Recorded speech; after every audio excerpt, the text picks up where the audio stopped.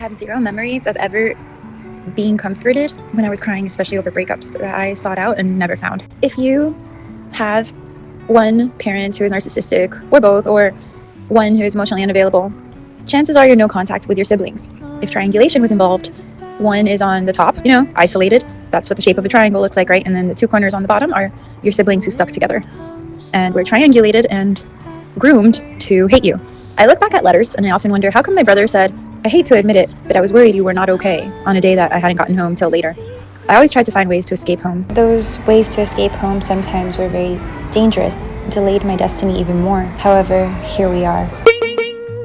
Additionally, I wondered why my brother felt shame in admitting he loved me, missed me, was ever worried about me. To this day, that he does not. Some people are not like this by default, but it's in them, and then they might get bought out and sell out in order to be part of the hive mind against you.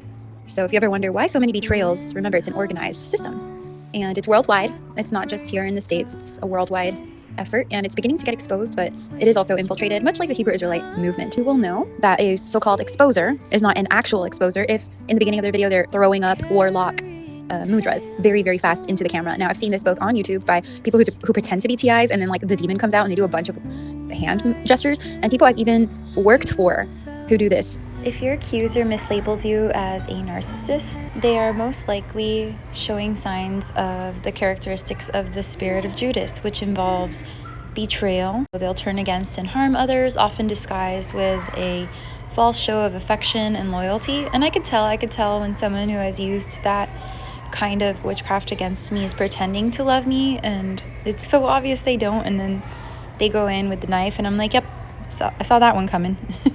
Very sad.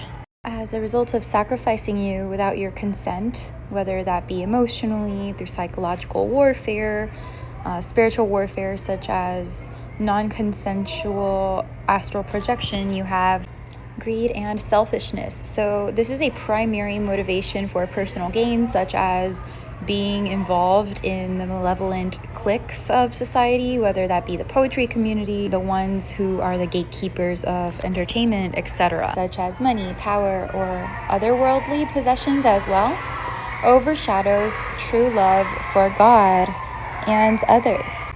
Which brings us to disunity, the opposite of community, or community, creating discord and division within a community by criticizing or undermining others, treating them like a non-entity, often leading others to join in and attack those who are genuinely devoted to God and betterment of themselves, for society, for the good of all. That is very Judas behavior, and you will see it in the churches too.